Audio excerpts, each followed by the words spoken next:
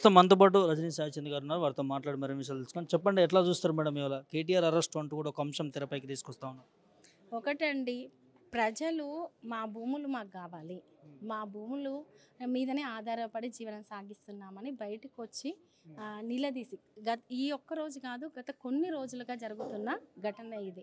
ప్రభుత్వం మీద వ్యతిరేకత లేదు, మా భూములు మాకు కావాలని చెప్పి ప్రజలు అడుగుతున్నప్పుడు అక్కడ ప్రజాప్రతినిధిగా ఉన్న రేవంత్ రెడ్డి గారు ఆ రిపోర్ట్ తెప్పించుకోరా అండి? ప్రజా సమస్యలు పరిష్కరించరా? పోనీ మీరు అనుకుంటున్న ఫార్మాసిటీకి మీ నియోజకవర్గాన్ని సెలెక్ట్ చేశారు కదా, దానికి కారణాలు ఏందో చెప్తారా? అక్కడ ప్రజలు మాకు ఇబ్బంది అవుతుంది ఫార్మా వస్తే అని చెప్తున్నారు. మరి గత ప్రభుత్వంలో కేటాయించిన భూములను ఫార్మాసిటీ కోసం ఏం చేయదలుచుకున్నారు? తిరిగి ఇవ్వదలుచుకున్నారా లేకుంటే ఇంకేంటి? మరి అక్కడ ఎందుకు ఫార్మా ప్లాన్ చేయట్లేదు?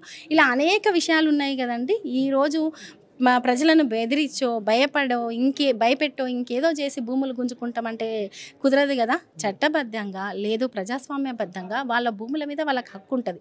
ప్రభుత్వం దేనికైనా భూములు వినియోగించుకునే క్రమంలో ఆ ప్రజలను ఒప్పించి తీసుకోవాల్సిన బాధ్యత ప్రభుత్వానికి ఉంటుంది.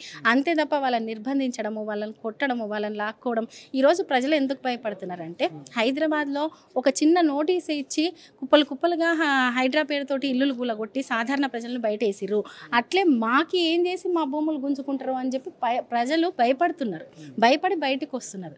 కాబట్టి మీరు ఏదో ఒక కారణంతో అడుగుతున్నందుకో, ప్రశ్నిస్తున్నందుకో, లేకుంటే ప్రధాన ప్రతిపక్షంగా ఉన్నందుకో కేటీఆర్ గారిని అరెస్ట్ చేస్తామనో, లేదు ఎమ్మెల్యేలను అరెస్ట్ చేసో, లేదు కొంతమందిని రైతులను అరెస్ట్ చేసో, ప్రజలను ఇబ్బంది పెట్టి ప్రజలను అరెస్ట్ చేస్తే మీ పాలనకు అంతం పడే రోజు ఒక రోజు వస్తుంది. అప్పుడు మీరు దీనికి అన్నిటికీ ఖచ్చితంగా చెల్లించుకోవాల్సి వస్తుంది. ఎందుకు కేటీఆర్ని అరెస్ట్ చేయాల్సి వస్తుంది ఇక్కడ? అంటే ఏమైనా కుట్ర అనుకోవచ్చు ప్రభుత్వం? ఖచ్చితంగా కుట్రనే అనుకోవచ్చండి. అంటే ఈ ఒక్క రోజు కాదు, ప్రభుత్వం అధికారంలోకి వచ్చినప్పటి నుంచి వాళ్ళు మాట్లాడే మాటలు కావచ్చు, ఆ ప్రతిపక్షంలో ఉన్నప్పుడు కాంగ్రెస్ పార్టీ రేవంత్ రెడ్డి గారు మాట్లాడిన మాటలకి, అధికారంలోకి వచ్చినప్పటికీ మాటలకి కూడా చూడండి ఏమన్నా తేడా ఉందా? పోనీ పనులు ఏమన్నా చేస్తున్నారా? ప్రజలకు పనులు చేయడం వదిలేసి ఇష్టం వచ్చినట్టు తిట్టడము, లేదంటే ఏ కేసులో ఎవరు నిరికిస్తే ఎలా ఉంటుంది అనేది ఆలోచన చేయడము, లేదు సోషల్ మీడియాలో ఏదైనా ఒక పోస్ట్ పెట్టిన వాళ్ళని ఇష్టం వచ్చినట్టు అరెస్ట్ చేయడం, ఫోన్లు గుంజుకోవడము, ఈరోజు కేటీఆర్ గారిని మెయిన్ టార్గెట్ చేసి అరెస్ట్ చేయడము. ఒకటండి, మీరు ప్రతిపక్షం మీదనో ప్రజల మీదనో నిర్బంధం మీదనో పెట్టే దృష్టి పాలన మీద పెట్టమని మేము కోరుతున్నాం. అంటే ఇక్కడ లఘుచర్లో జరిగిన సంఘటనకి బీఆర్ఎస్కి ఎలాంటి సంబంధం లేదని చెప్తారా? ఎందుకంటే ఫోన్స్ కూడా అదే సమయంలో కేటీఆర్ వరకు కూడా ఇందులో ఇన్వాల్వ్మెంట్ ఉందని చెప్పి అక్కడ ఉన్నటువంటి అధికారులు చెప్తా ఉన్నారు కదా.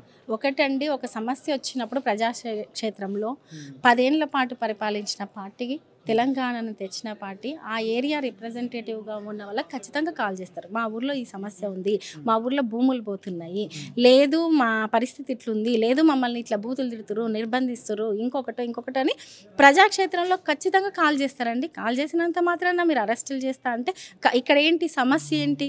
అసలు ప్రజలు ఎందుకు తిరగబడుతున్నారు? భూములు మీరు ప్రజల భూములు, పంటలు పండే భూములు ఫార్మాసిటీ కోసం తీసుకుంటారు కదా, అవి ఎవరి ఫార్మా కంపెనీలు? అక్కడే ఫార్మాసిటీ అవసరం ఎందుకు వచ్చింది? మరి అంతకుముందు ఫార్మాసిటీ సంగతి ఏంటి?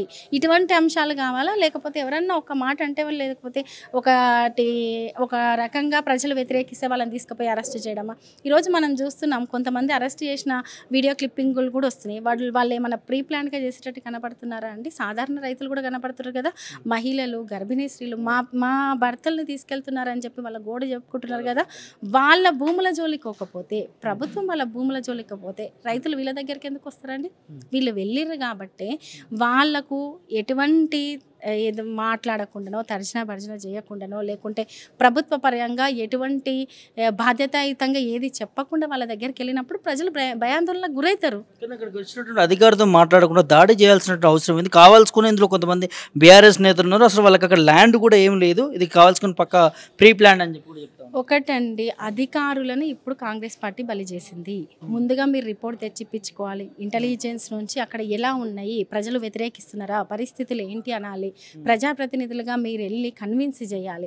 ఇవేవి చేయకుండా ఒక అధికారి వెళ్ళినప్పుడు, ఒకటి లోకల్లో చాలామంది గ్రామస్తులకు, కొంతమంది వృద్ధులకు, చాలామందికి అన్ఎడ్యుకేటెడ్స్కి కలెక్టర్ వచ్చిరా ఇంకోరు వచ్చిరా అనేది ఉండదు. వాళ్ళు మా భూములు పోతున్నాయి అనే భయాందోళనలో ఉంటారు. అటువంటిప్పుడు కొన్ని చర్యలు జరిగి ఉండొచ్చు, అంతేగాని అంత మాత్రాన ఏదో అధికారిని కావాలని చేసి కక్షపూరితంగా చేసే చర్యలు ఎవరు చెయ్యరు.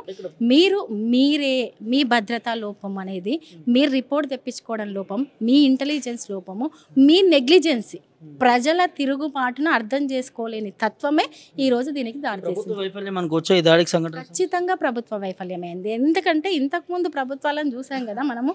అంతెందుకు పాలమూరు ప్రాజెక్టు విషయంలో, ఇంకో విషయంలో ప్రజల్ని ఎలా ఒప్పించారు, ఎలా మెప్పించారు, ప్రజలకి ఏ రకంగా వాటి ఉపయోగాలు చెప్పారు. ఈరోజు ఫార్మా కంపెనీలతోటి ఉపయోగం కంటే ఆ ఏరియాలో నష్టమే ఎక్కువ కదండి. కాబట్టి మీరు తీసుకునే నిర్ణయాలు అనేవి ప్రజలకు ఏ రకంగా ఇబ్బంది కలుగుతున్నాయి అనేది ఒకసారి ఆలోచించండి. మీరు ఒక సీఎంగానే గారు, ఆ ప్రాంత మనిషిగా, ఆ ప్రాంత ప్రజాప్రతినిధిగా ఆలోచించండి అని చెప్తున్నాను. కేటీఆర్ పేరు బయటికి రావడం వల్ల తెలంగాణ రాష్ట్ర ప్రజలందరూ కూడా కేటీఆర్ కావచ్చు, బీఆర్ఎస్ పార్టీ ఒక తప్పు చేసింది అందుకే అరెస్ట్ అవుతా ఉన్నాడు అని చెప్పి ఒక ఆరోపణలు వస్తూ ఉన్నాయి. దీన్ని ఎట్లా చెప్తారు? ఒకటండి, బీఆర్ఎస్ పార్టీ వెళ్ళి భూములను లాక్కోమంటుందా, లేకపోతే బీఆర్ఎస్ పార్టీ వెళ్ళి ఇంకేమన్నా చేయమంటుందా? మీరు తీసుకున్న నిర్ణయాలు కదా మిమ్మల్ని తప్పుల్లో పడేస్తున్నాయి. ఇప్పుడు హైడ్రా పేరుతో మీరు ఒక నిర్ణయం తీసుకున్నారు. ప్రజలు ఎక్కడికి వచ్చారండి? బీఆర్ఎస్ పార్టీ భవన్కి వచ్చారు. లేదు గురుకులలో మీరు ఒక విషాహారం తింటుర్రు, ప్రజలు ఎక్కడికి వచ్చారు? రోడ్ల మీదకి వచ్చి అడుగుతున్నారు. మేము బాధ్యతాయుతమైన బాధ్యతలో ఉన్నాం కాబట్టి ప్రతిపక్ష హోదాలో ఉన్నప్పుడు ఖచ్చితంగా క్వశ్చన్ చేస్తాం. క్వశ్చనే చేయొద్దు, ఏది చేయొద్దు, మేము చేసిందే నడవాలి, మేము చేసిందే చెల్లాలి. రాష్ట్రంలో ఏ ఒక్క మనిషి పార్టీతో సంబంధం లేకుండా మమ్మల్ని క్వశ్చన్ చేయొద్దు అనుకుంటే అది పెత్తనం అవుతుంది. ఈ పెత్తన తత్వాన్ని తెలంగాణ సమాజం ఎట్టి పరిస్థితిలో జీర్ణించుకోదు. బీఆర్ఎస్ పార్టీ అడుగుతుందండి, బాధ్యత ఉంది తెలంగాణ మీద. కొట్లాడి తెచ్చుకున్నాము, 10 ఏళ్ల పాటు అభివృద్ధి పథంలో ముందుకు తీసుకెళ్ళినాము. ఈ రోజు రాష్ట్ర పరిస్థితి ఏంది? ఈ రోజు మీరు వరిధాన్యం ఎందుకు కొనట్లేదండి? కొనుగోలు కేంద్రాలు ఓపెన్ చేసిన తర్వాత ఎంత పర్సెంటేజ్ కొన్నారు? అధికారులకు ఎందుకు మీరు కొనమని ఆదేశాలు ఇవ్వట్లేదు? అంటే ఇలా అనేక అంశాలు ఉన్నాయి, ఒక్క అంశమే లేదు. రాష్ట్రం మొత్తం అస్తవ్యస్తం అయ్యింది. పరిపాలన మీద దృష్టి పెట్టమని చెప్తున్నాం. కేటీఆర్ని టార్గెట్ చేస్తూ ఉన్నారు. మొన్న సమంత ఇష్యూ కావచ్చు, నిన్న ఈ రేస్కి సంబంధించింది కావచ్చు, ఇవాళ రైతులకు సంబంధించి కావచ్చు. ఎందుకు కేటీఆర్ పైన పదే వస్తూ ఉన్నాయి ఇవన్నీ కూడా? ఒకటి, కేటీఆర్ గారు ఏది మాట్లాడినా దేశవ్యాప్తంగా తెలంగాణ వైపు తిరిగి చూసే పరిస్థితులు ఉన్నాయి. ఇప్పుడు ఈ రాష్ట్రాన్ని కాపాడుకునే భవిష్యత్తు నాయకుల్లో కేటీఆర్ గారు కనబడుతున్నారు. కాబట్టి ఖచ్చితంగా ఏదో ఒక రూపంలో అనగదొక్కే ప్రయత్నం చేయాలనుకుంటున్నారు. అదే ప్రయత్నంలో భాగంగానే వీళ్ళు ప్రజా సమస్యలు పక్కకు పెట్టి కేటీఆర్ గారిని టార్గెట్ చేసిర్రు.